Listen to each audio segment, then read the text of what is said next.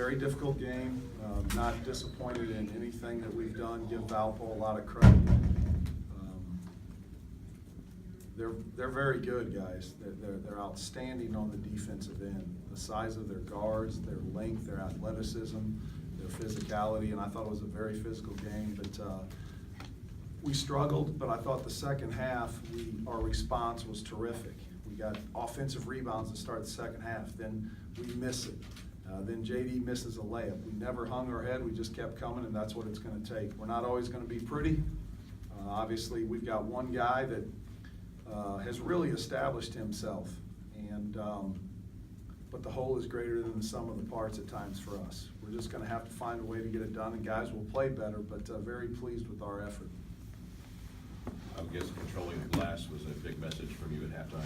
Yeah, you know, and they ended up, we ended up getting them on the glass. They had one more offensive rebound, but they're big. Their guards really rebound. Bakari Evelyn's a big guard. Max Joseph is super strong. Marcus Golder really crashes. He had 3 offensive rebounds. But I thought we did some good things, but we got to be better in that area. Most pleased with our struggles offensively, but we never let it define who we were in that game. We kept playing and we showed a lot of grit. And then to start the game, guys, since they've kind of changed and opened it up, and they're driving it a lot more, they've had 70 in the last 4 games, and we held them to 57. So very pleased with that. That's why we won the game, period. During that 18-3 run you guys went on in the second half when you retook the lead, what did you feel like was clicking so easily on offense and defense? Well, I don't know that anything was clicking easily offensively. We did get the ball to the rim. I thought, obviously, Zay hit some threes. We didn't take as, I think we were 4 for 9 the second half. We missed some good ones the first half. JD did some good things. He didn't shoot it well, but he broke the defense down. He got in there.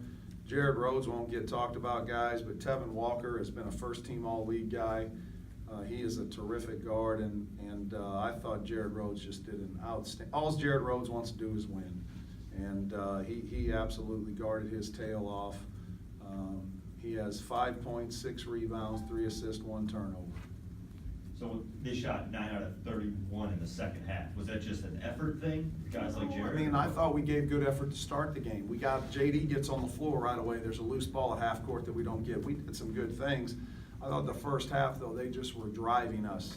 They have, as I said, they've changed what they're doing since early in the year, and they're opening it up and just driving the basketball. And they've got guys that can really drive it. No, our effort was good. Our effort was good all evening. It's frustrating, though, when you struggle offensively. But it's a positive thing for me because they didn't hang their head, because there was some adversity out there. But we found a way. And that's what it is. They came in here, we beat them the first time. They came in here desperate, and they're a good team. Alize talked about how at halftime he was trying to be a bit of a leader with the team. How have you seen him progress even just this year with being a leader on the court as well as off the court? Well, he's always led by example. I thought it was collective. He does a great job. He leads by example. The thing we're challenging him about is if it's not his night, can you still be really positive, and can you still lead? And he's doing a better job of that. But guys are trying. They want to win. As I said, we're not always going to be pretty, but if we guard like that, disappointed with the way we took care of the ball, but give them a lot of credit. I believe they lead the league in steals. They do not give you a whole lot from an offensive standpoint. It's hard to score on them. I think we had 66 up there. We had 64 here. But we held them to 50 at their place and then 57 here. When you say he leads by example, does he ever speak up in the locker room? Does he show a different side that we see the humble? He's a pretty quiet guy, but he'll speak up. I think, the thing I talked to him about a week ago after we lost those 2 road games, and it's the road. I mean, we had opportunities, but we didn't finish. But you need something. You need someone to be with you at times, because it's hard every day to bring the juice and have that energy. And I really believe that it's got to be Jared Rhodes, because those 2 are very good buddies. And, you know, if there's a day Zay doesn't have it, Jared Rhodes has got to have it, and then vice versa. But those two have to lean on each other. Yeah, he'll speak up. He'll speak up, but everybody gives a lot of lip service, all right? Anybody can give lip service. I'd rather see a guy go out there. I mean, I think he didn't have to speak too loud. He spoke with his actions, 24 and 17, but we need that voice as well.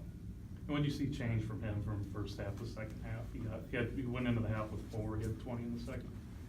He made some threes. You know, when you make some threes, everything goes a little bit better. We did a great job of getting the ball to the paint even early in the game.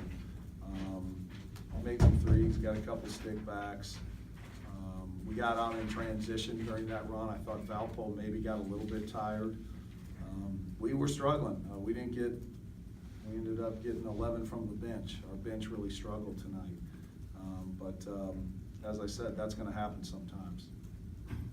Anything else for Coach? The Valley standings are so bunched up right now. Is that indicative of how tough it is to win each night in this conference? Yeah, it's just very hard. I think Art said it best on the radio show the other night. There's obviously not a power like Wichita State at this point, who's been a top 10 team in the country every year for the last so many years. But the league, the balance, and I don't know what the stat was, I heard it the other day, but maybe 2 leagues that are all 160 or below in RPIs, and we're one of them. And there's 3. So